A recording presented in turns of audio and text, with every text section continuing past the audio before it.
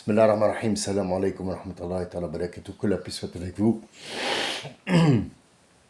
Où que vous soyez et qui que vous soyez, soyez en paix, soyez heureux, soyez ouverts d'esprit pour comprendre ce qui vous entoure et surtout, votre univers, parce que le vôtre n'est pas celui de celui qui est en face de vous. Chacun a un point de vue et chacun a des petites connaissances qui font en sorte qu'il puisse avancer dans sa propre vie à lui, qui est liée à la vie de l'autre. Les mots, on n'en a pas terminé, on est loin d'avoir commencé d'ailleurs. Il y a beaucoup de mots qui s'utilisent et qui sont traduits en français, mais le sens casse. Quand on traduit par exemple un poème anglais, non seulement il faut l'adapter en français grammaticalement et conjugalement en français, mais il faut aussi lui donner l'âme anglaise. Alors, est-ce que un Anglais, un Nord-Africain, un Américain, je sais pas, un Asiatique qui vient vivre par exemple en France, peut devenir français de nationalité, oui, de présence, oui, mais peut-être pas de nation. Pourquoi ? C'est pas la nation qui est importante ici pour lui. Alors, le gouvernement, bien sûr, incite sur ce que tu aimes la nation d'abord. Le problème, c'est qu'il va te dire oui. Il est pas, je ne crois pas qu'il parle de nation. C'est pas la nation qui l'intéresse. Ces traditions, c'est le fait de parler en français tout en réfléchissant chinois, par exemple. Où il est en France, il parle en français, il est né avec les Français, il a grandi avec les Français, mais quand il parle, il traduit le langage nord-africain de ses parents, il le traduit en français. La plupart des langages de rue sont traduits directement. J'ai entendu à la télé, il y a un mot qui circule énormément ces temps-ci, et alors il se demande qu'est-ce que c'est que ce mot machin. Le mot wesh. Alors la wesh-wecherie, elle existe en France depuis pas longtemps. Le mot wesh que les jeunes utilisent dehors, et ce n'est pas le seul mot, c'est une façon de penser pour parler en arabe. Le mot wesh veut dire quoi ? Pas l'arabe littéraire, mais l'arabe parlé, l'arabe, si vous voulez, qui a été changé en tunisien, en marocain, en algérien. Le mot wesh veut dire quoi ? Quoi ? Et c'est un mot qui vient des Bédouins. C'est les Bédouins qui l'utilisent, ce n'est pas les gens de la ville. Donc c'est un langage, déjà dans leur pays, on se moque des Bédouins qui disent wesh. Et donc ce mot a été rapporté, introduit en français peut-être, qu'il est introduit dans d'autres langues, mais le mot wesh, ça veut dire quoi ? Donc on s'en rend compte tout de suite que les mots comme café, un petit kawa, un fissa, un kif-kif, ce sont des mots qui ont été rapportés avec une pensée. Parfois, moi aussi, je me laisse tenter par réfléchir et traduire ce que je dis en français, mais je réfléchis en arabe. Ce qui fait qu'il y a un contretemps. Le français n'arrive pas trop à suivre ce que tu lui racontes. Comme il en est pour l'autre aussi, quand un français raconte une blague, on ne sait pas si on doit rigoler et à quel moment, quoi. De Gaulle était dans sa baignoire et donc sa femme rentre et du coup il se lève de la baignoire parce qu'il en avait fini. Au moment où sa femme rentre et elle lui dit « Oh mon Dieu !» ça veut dire énormément de choses pour un Français. « Oh mon Dieu !» ça veut dire que tu as massacré le sol. « Oh mon Dieu !» parce que tu t'es levé, je t'ai vu nu. « Oh mon Dieu !» parce que il y a la fenêtre qui est ouverte. On peut le traduire énormément par des choses. La réponse de Gaulle était vous pouvez m'appeler Charles.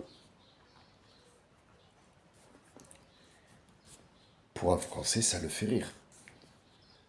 Quelqu'un qui réfléchit en arabe, en chinois, en anglais, je sais pas trop. Qu'est-ce qu'alors qui fait rire internationalement? Ce sont les mimiques. C'est qu'on se moque de soi-même tout en mettant tous les registres en même temps. Des mimiques, des mots qui sont internationaux, puisque le rire est international, les pleurs sont internationales, les sentiments sont internationaux, mais les traduire, ça c'est une autre chose. Il y a un mot en particulier qui nécessite un petit peu qu'on s'attarde dessus. Le mot, c'est les années. Alors, pour les Français ou pour les Américains ou pour les trucs, tous les gens qui travaillent avec le calendrier solaire, ils vont pas te comprendre. Qu'est-ce qu'il raconte, celui-là? Une année, c'est une année, 365 jours. Bon, les années bissextiles, ça, on s'en fout. En janvier, une fois, c'est 28, et sur 4, c'est 29, d'accord? Donc, ces 4 jours sont reportés, tatati, tatata. Hein? Est-ce qu'en arabe, on a le même mot? Que ce soit l'arabe littéraire ou l'arabe coranique. Donc, l'arabe qu'on est en train de parler maintenant, c'est un arabe qui est conforme au calendrier solaire. Donc il n'y a pas de lézard. Tout le monde a compris qu'est-ce que c'est qu'une année. D'accord? Les gens fêtent leur anniversaire tous les ans. Chaque année, quand il vient par exemple le 9 février, il va fêter son anniversaire. Mais il y a un petit problème ici. Par exemple, moi je suis né, allez, on va dire le 9 février 1967. Quand je prends le calendrier du téléphone, qui est fait par l'État, qui est fait par des mathématiciens, qui est fait par un truc qui est fiable, on trouve que le 9 février est un jeudi. L'année d'après, quand on passe, 1968, merde, c'est un vendredi. 69, c'est un samedi. Et ainsi de suite, il va faire le tour. Et il va revenir après 5 ans. Il va revenir, ça sera un jeudi 9 février, en l'an 1985, par exemple. Bizarre. Et après, il reprend, et il revient tous les 3 ans, 4 ans. Donc là, on a un problème. Vous pouvez l'essayer chez vous si vous voulez. Hein, si ça vous amuse, faites-le. Vous allez voir, vous ne trouverez jamais votre anniversaire le jour où vous êtes né. Or, un anniversaire, c'est quoi? C'est la même date? Non. Ben non, puisque vous avancez dans les dates. Vous êtes né en 1900, par exemple, 80. L'année d'après, forcément, que tu le veuilles ou non, ça sera 81. Donc, c'est pas la même date. Mais il faut que, au moins, si les années passent, ça sera toujours en février, par exemple, et ça sera toujours le 9, et ça sera toujours un jeudi, pour qu'il y ait un minimum de conformité avec ton anniversaire. Or là, on se rend compte que tu es né vendredi, et là, tout d'un coup, tu fêtes ton anniversaire le jeudi. Il y a un problème. Ou alors le calendrier, il est faux, ou alors c'est toi qui fait des illusions, ou alors tu veux fêter tous les ans un anniversaire, point à la ligne. Voilà, le tour a fait, on est revenu au 9, donc le 9, ça sera ça. Donc moi, j'accepte pas qu'on me dise que Jésus est né le 25 septembre. Parce que là, Jésus, tu le fais naître. C'est mis à part que Noël a été fabriqué, on est bien d'accord. Mais vous me dites le 25 septembre ou le 24 septembre, Jésus est né. D'accord. C'était quel jour? Notre prophète Mohammed sallallahu alayhi wa sallam est né un lundi. Donc, la naissance de Mohammed qu'on ne doit pas fêter pour cette raison-là, on est content, on le fête tous les jours. Normalement, on fête sa naissance tous les jours. Tous les jours que Dieu fait, c'est comme s'il était né de nouveau, c'est comme si le cadeau nous a été redonné, ainsi que pour Jésus, pour Moïse, pour tous. Le problème, c'est que eux, ils ont fait un anniversaire à Mohammed ibn Abdullah. Or, lui, il est né un lundi. C'est très important, la naissance. Quel jour? C'était un lundi. Et donc, on le retrouve un vendredi. Et parfois, on le trouve un samedi. Et parfois, on le trouve un truc. Donc, en fait, chaque année, je trouve que la journée n'est pas la même. C'est pas un lundi. Donc, on a un petit souci quelque part. Où est ce souci? C'est que l'année solaire et l'année lunaire ne sont pas les mêmes. Nous, par exemple, le ramadan, il circule pendant toute l'année. Il est impossible de trouver le ramadan chaque année dans la même saison, dans le même truc. Et oui, parfois on jeûne le ramadan en plein hiver, et parfois il est en plein été, en plein août, par exemple. Il circule toute l'année, il tourne. Il tourne, et il n'a pas de point d'ancrage. C'est ce qu'on appelle le cercle qui tourne. Cercle de la pendule, le cercle de la vie, le recyclage des choses, tout. Il n'a pas de point d'ancrage. Il n'y a pas de point où on recommence, sinon ça ne devient pas un cercle, ça devient un cercle ouvert, et c'est plus un cercle. Or, je sais que pour certains, je dis du charabia, mais ce n'est pas du charabia, c'est très simple. J'ai choisi le langage le plus simple au monde pour aborder un sujet qui est très important, c'est celui-ci. Alors, les gens, par exemple, de la grotte, dans le verset, les gens de la grotte, ils ont dormi 300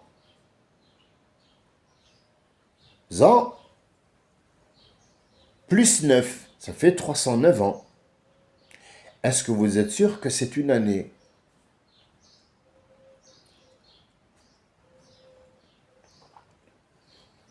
C'est traduit comme ça. 309 ans, moi personnellement, de là où je suis, je peux croire comme je peux ne pas croire. Alors, qu'est-ce qui me laisse croire? C'est la foi. Et qu'est-ce qui me laisse pas croire? C'est une logique. La logique, d'où je prends cette logique-là? Cette logique, je la prends du Coran. Parfois, il dit sinin, et parfois, il dit am. Alors, combien ils ont dormi selon le Coran? Qu'est-ce qu'il y a écrit dedans? وَلَبِثُوا فِي كَهْفِهِمْ 300 سِنِينَ.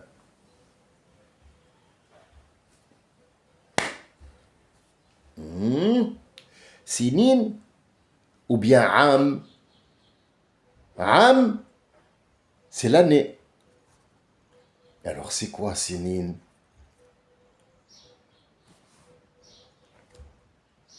On dit que les tomates ou les carottes viennent une fois par an. Bon, mis à part l'Espagne qui en fabrique tous les jours, mais une fois par an, les carottes viennent. Combien ça dure les carottes en fait, entre la semence et un mois et demi? C'est comme le blé? Non.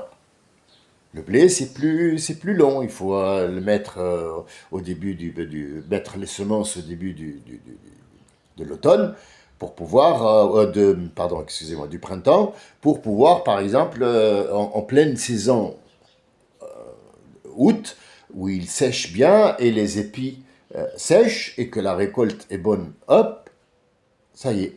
Combien ça dure? 2 mois. D'accord, donc c'est pas une année, non. Alors, le fait de semer et de récolter, en arabe littéraire, ça s'appelle sana. C'est pas une année. Non. C'est une étape. Ou bien 2. Ou bien 3, ou bien 4. C'est une étape. As-sanatu en arabe, c'est une étape. Al-am, c'est une année où la Lune a fait 12 apparitions. 12 apparitions de la Lune complète, ça fait une année lunaire. Et pour les gens, le Soleil, c'est 12 aussi apparitions, sauf qu'il y a un décalage entre les jours. Comme février, il est compté 28 jours. Or, dans les années lunaires, il n'y a pas de 28 jours. Ils sont ou 31 ou 30. Donc il y a un décalage d'une journée. Vous allez me dire, c'est quoi une journée? Ben non, ben non. Vous en rendez compte, si on fait abstraction sur un jour, on dit, oh, c'est un jour, c'est pas grave, tous les décomptes sont faux en fait. Et c'est ce que je voulais vous apporter aujourd'hui, c'est plus mathématique aujourd'hui. Il y en a que je vais saouler. Ils vont dire, qu'est-ce que c'est que ces conneries-là? Mais et croyez-moi, c'est pas une connerie, parce qu'avec ça, on va comprendre énormément de choses qui nous semblent... mais c'est là... Quand Dieu parle, il dit âme ou bien sinin, c'est pas la même chose.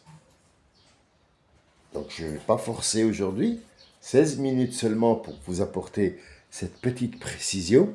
Si l'un de vous veut qu'elle soit plus précisée ou qu'il a du mal à aller chercher quelle est l'explication la plus simple pour qu'il arrive à comprendre ce tournant, cette horloge qui tourne, qu'il me fasse signe, je lui dirai, Inch'Allah, j'ai passé le mot, c'est à vous d'aller voir. Je vous remercie de votre écoute pour aujourd'hui et je vous dis à bientôt, Inch'Allah. Assalamu alaikum wa rahmatullahi wa barakatuh.